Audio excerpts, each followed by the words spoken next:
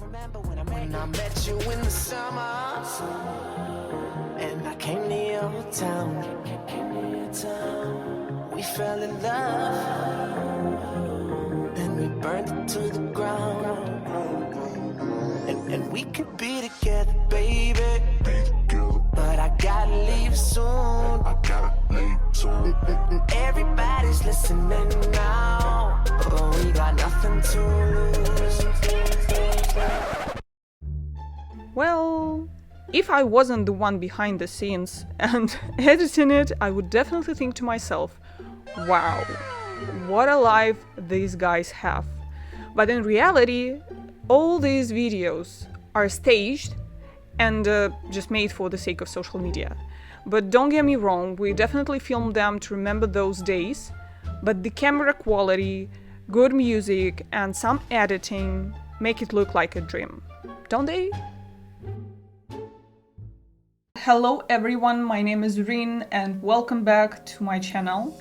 Lately, I've been really thinking a lot that my life is so extremely boring. I have been having this idea for months now. At the moment, I have a full-time job, which takes 9 hours a day and which leaves me only 3 to 4 hours of leisure time before I go to bed and then complete the same cycle every day from Monday to Friday. And I also have weekends, which are relatively free, which I can spend on my hobbies, which I can spend on meeting my friends, talking to my family, watching films and all of this. But at the same time, I am a full-time student. I'm finishing my master's, but I have lots of tasks to fulfill. And this free time, which can be spent on all these different activities which might bring me pleasure, are often spent on essays, homeworks, writing my thesis, preparing for final exams or just for exams, and just living in a vicious cycle of not having time for yourself, which brings me to staying up late at night to 2 or 3 a.m. just to have some time for me, for myself.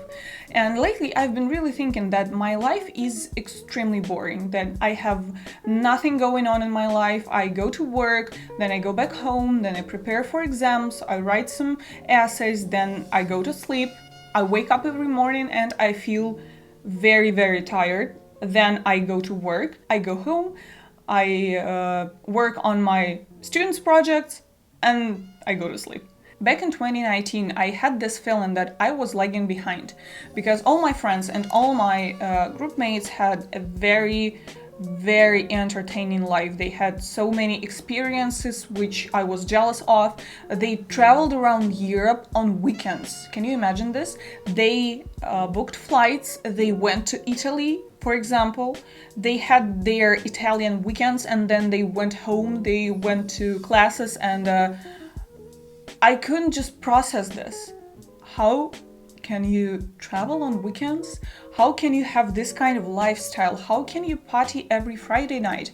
How can you enjoy your life when you have classes, when you have to go to work, when you have all these tasks and all these responsibilities? And I still cannot figure this out, but COVID-19 really helped me, because at that period of time I really thought that we all were in a swamp. Like, we all dealt with the same things. I wasn't lagging behind because there was nothing to lag behind on.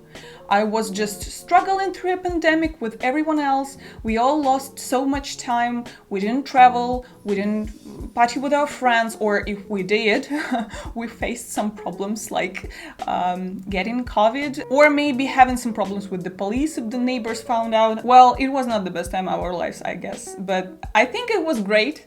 I think it was great despite all the problems, like people losing jobs, people dying because of the virus.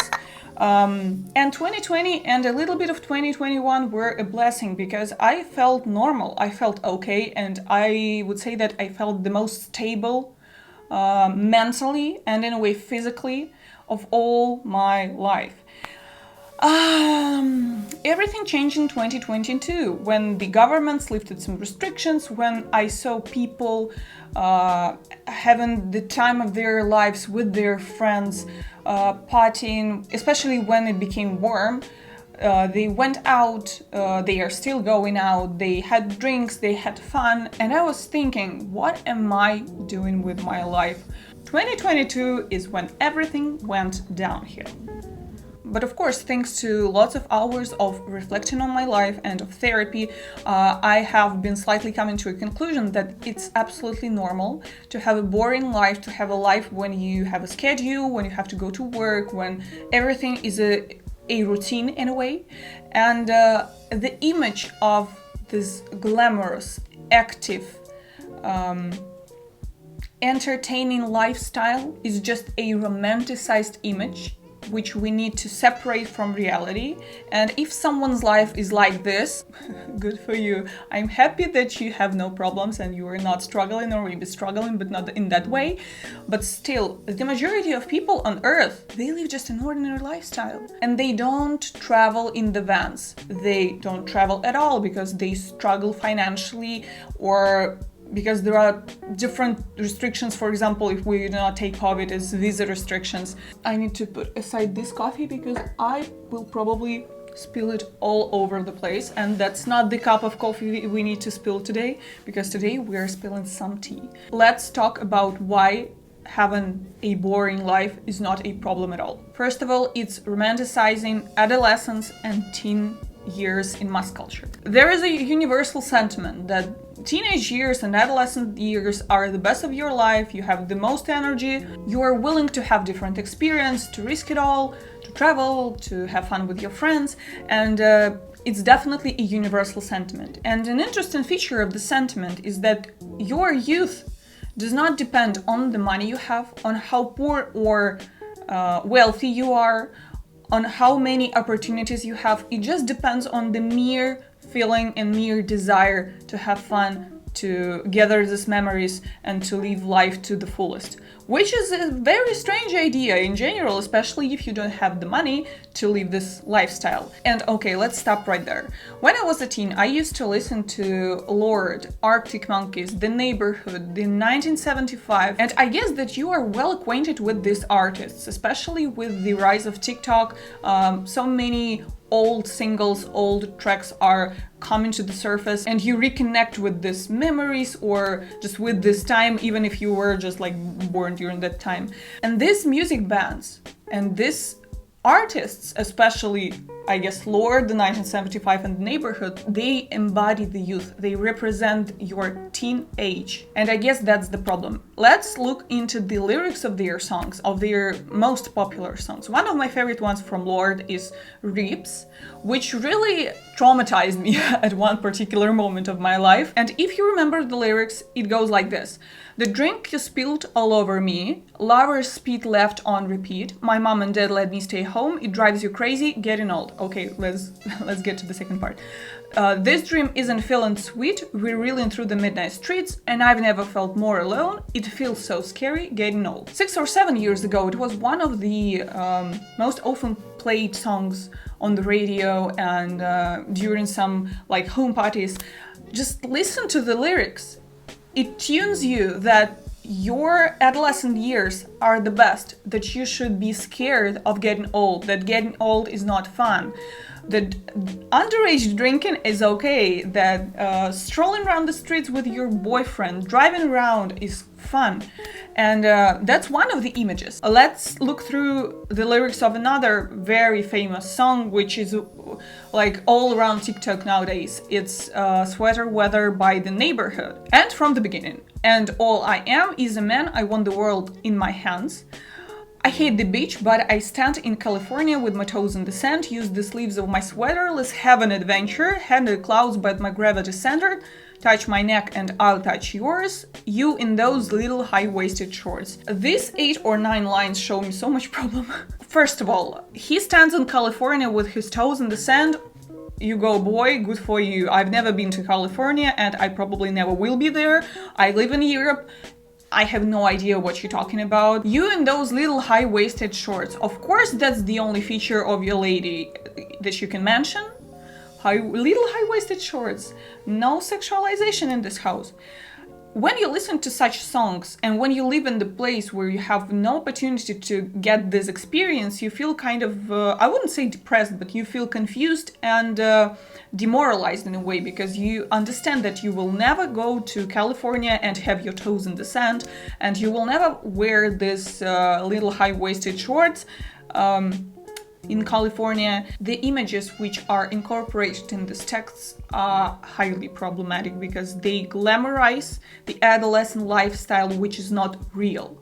It exists in the lyrics, it exists in music videos and TV shows and films, but it rarely exists in real life. Have you ever met anyone who can confirm that they had such a promising and vivid youth which is described in the songs? I've never met anyone. I've met some people who told me that they had great experiences, but in general their experiences were just drinking alcohol when they were underage, smoking when they were underage, having contact when they were underage, and just doing things which were not according to their age. And that's one part of the problem. Another one is just films and TV shows. For example, Gossip Girl, oh God Save Me, Riverdale, Glee Club. Most of us probably watched these TV shows when we were like from 12 to 16, and the image which is represented there really imprinted in our memories, because we grew up to believe that that's the lifestyle that we will have, probably, and that's the lifestyle which we should get. For example, Gossip Girl. Have you ever had a chance to live in New York, to wear overly expensive and luxurious clothes when you are 16? I had no chance, actually, and there's nothing wrong with it, but I still felt that I wanted this lifestyle, and I wanted to have this lifestyle at least when I'm in my mid-20s. Which actually never happened, but that's not the point. Riverdale, the same. One of the characters lives in a freaking mansion. She lives in a mansion, and if you're not from the United States of America and you have never lived in a house in the countryside, for example, or in a house in a town, in a city, it's very confusing because you think that that's the way it should be, and you live in an apartment block. All in all, romanticizing youth is problematic for multiple reasons. First of all, it creates false expectations of youth, and more specifically, teenage life.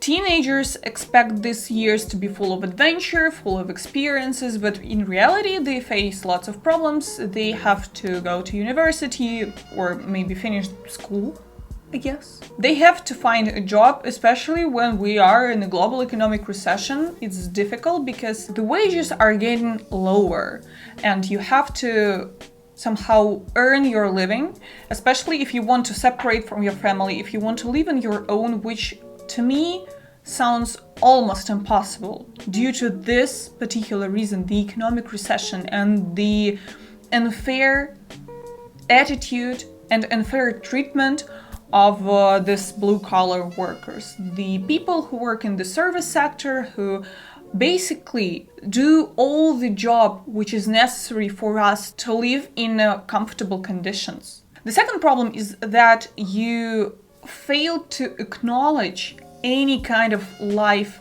after adolescence and after your teen years.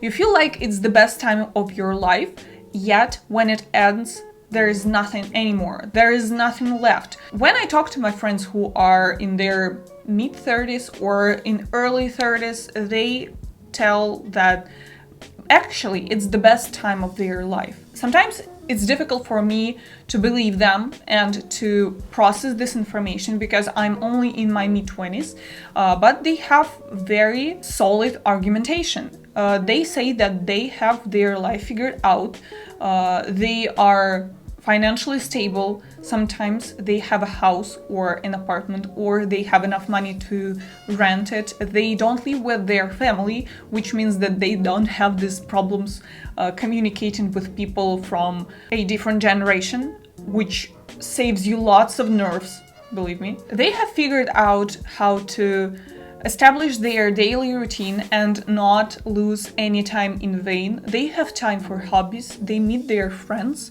they go to bars, surprise, surprise, they have their active social life, and everything seems better. I guess that when I will be in my 30s, I will have the same lifestyle and I will probably be happy because I will solve all the problems and matters which I'm concerned about right now. And that's the problem, that we do not have enough representation of people in their 30s when it comes to mass culture, and that's not the main problem, I guess. We don't have any kind of representation of people of color, of various minorities, of LGBTQ+. We don't have enough representation of people who are not suitable for this capitalist world. And the economy wants to sell us this image of youth, and it really wants us to try to save and maintain this youth, especially in the beauty field. For example, have you ever noticed how many products our beauty stores offer to maintain your youth? Capitalism wants us to spend our money on conserving our youth, but it's impossible. But we just will spend some money and we will benefit the system. I wish this was the only problem, hence it would mean that we can figure this somehow out, but there is another one. It's the internet and influencers and bloggers and all the people on the internet who post their shit online, including me, who are content creators, who influence people's opinions and who very often promote unhealthy, unethical lifestyle and this unrealistic images of their lifestyle. For example, I know that there are lots of influencers who try to do good and talk about environmental problems, are feminists, they are LGBTQ plus activists, they are political activists, but some people just shit post online. And when people post lots of pictures wearing various complicated, intricate outfits, partying really hard in the clubs, sometimes they are even underage, or having brunches with their friends, having lunches with their friends, going out for a dinner, or doing some very, very entertaining activities, they are actually do not do this. They do this for the content. They do this to post this online. They don't feel as excited as you do when you look at these pictures, just because they create an image and they have to sell this image. They have to create a particular lifestyle online to work with the brands, to get promotions, to get sponsorships, to maybe build a career in the specific sphere which they like, for example, fashion. And I know that this discourse about unrealistic expectations that we get from social media have been acting for several years now, and people have been pointing to the weak parts of social media, them representing a very unrealistic lifestyle. Still, we tend to forget about this when we see a picture, for example, on Pinterest of a no-name who is depicted in the picture as a happy person at the moment of a party, person who is at the moment of taking this picture spending time with their friends and in a way living their best life. But in general, that's not true. If you really want to get into this topic, I would recommend you reading The Authentic Influential Identity: How Do Lifestyle Influencers Construct Authentic Identities on Instagram. You can find this research online. It's a team project from the students of London Business School, if I'm not mistaken, or London Management School, something like this.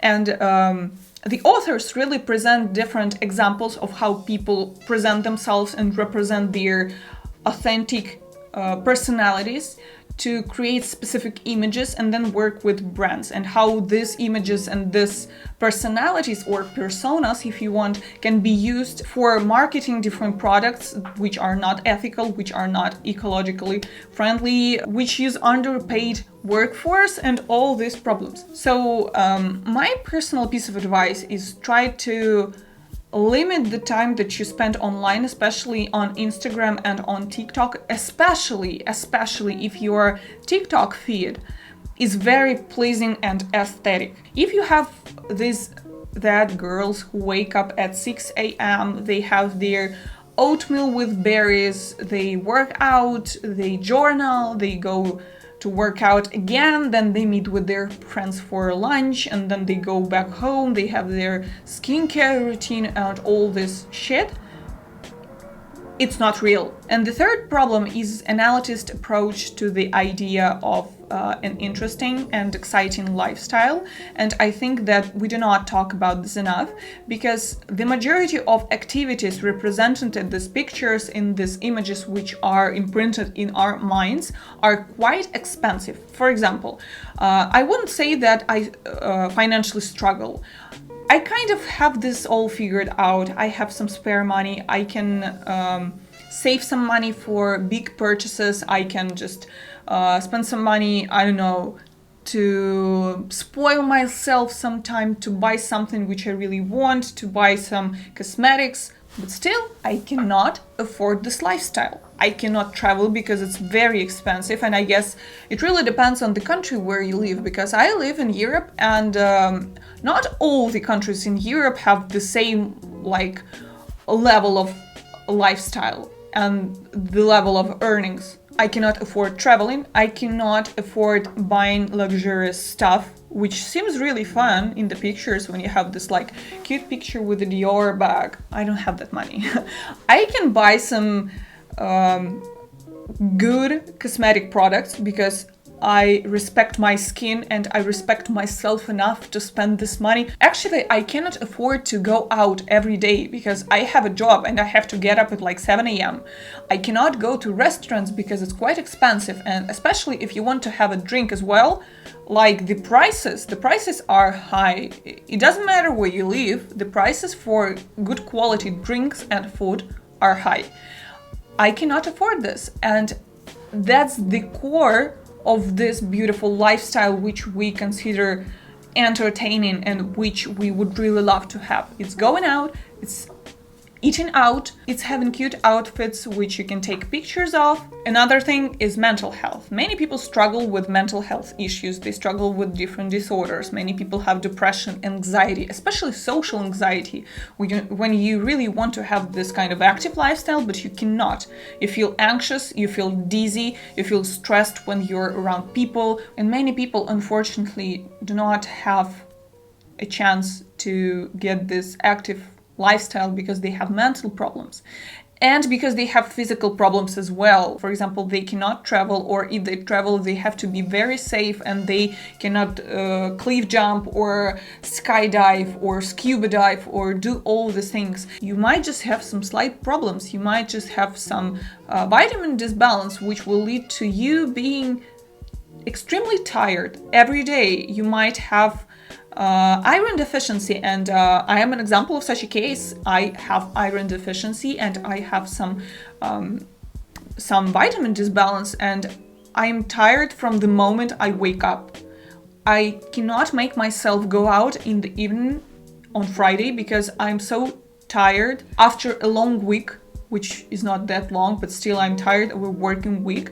And all I want to do during the weekend is to lay in my bed, watch some videos, watch some films, and do nothing. And on Monday, when I go to work, I think that I'm spending my life, and that next week I will definitely go out on Saturday, for example, and have fun with my friends. But then Saturday comes, and I have no energy, I have no desire. And this vicious cycle of me being tired and then being sad that I cannot live up to the expectations which I set myself thanks to mass culture, economy and capitalism in general, mass media, all these distorted images is a very tiring as well process. This cycle never finishes. You always live in this cycle until you happen to have enough money to go to therapy and then solve this problem with your therapist. But many people cannot afford therapy as well, and we end up in a magic world when the minority of 10 to 15% of people, them being influencers, them being extremely rich people, them being some celebrities, set high standards for our life and the lifestyle which we should live, and we cannot meet these expectations. We cannot live up to these standards because they are unrealistic. Unfortunately, that's it. That's the reality. We can combat it. We can work on our mindsets and teach ourselves to live the life which we're living right now without thinking that it's boring, because boring is normal. Everything is normal.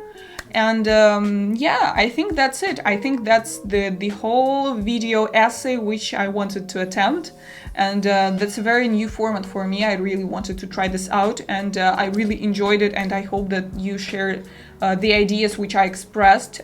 Feel free to write down the comments and share your thoughts on this topic, because I think that we all suffer from this idea of perfect lifestyle.